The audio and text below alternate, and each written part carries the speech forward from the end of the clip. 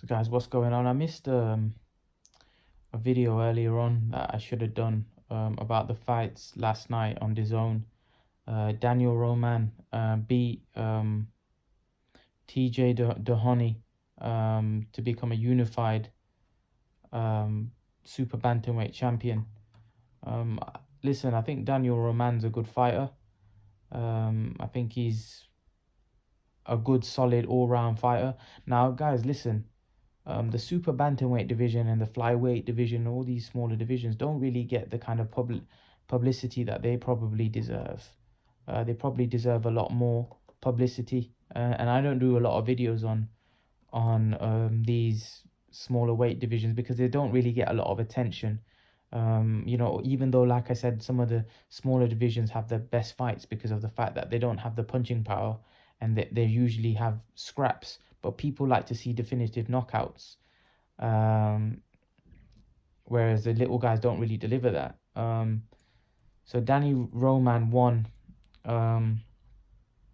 So it says here, Roman won a 12-round majority decision. So obviously one of the scorecards was a draw, 113-113, and two of the judges scored it 116-110. A lot of people were surprised because many people thought Daniel Roman was the clear winner. So let's see. I didn't watch this fight. I saw the Estrada fight and I saw the Vargas in highlights. So let's see what it says here.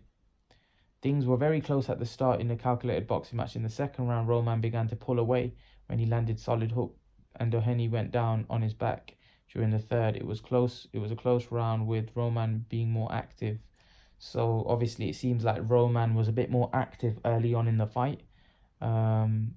He's obviously a well-known super bantamweight. Roman stung Doheny in the fourth round, began to unload his punches in bunches. Doheny started throwing back and calling for a war. He was landing big left hands on Roman, who came back at the end with a bloody nose of Doheny. The right eye of Doheny was swelling up in the fifth. Roman continued to throw punches. Doheny was landing several hard counters, edged the seventh. So it seems like Doheny was trying, and he was trying very hard, but Roman was edging it out. Well, not edging it out, but he started, putting it on Doheny later on, midway in the fight. He started really putting a beating on Doheny, in my opinion, of what it says here. It says that in the seventh round, Doheny really hurt Roman with hard hooks, battering him with punches. Roman nearly went down as Doheny continued to pour the shots for most of the 3 minutes. So wow. So it seems like here in the seventh round there was a shift, and Doheny almost had Roman down. He really poured it on in those 3 minutes in the seventh round.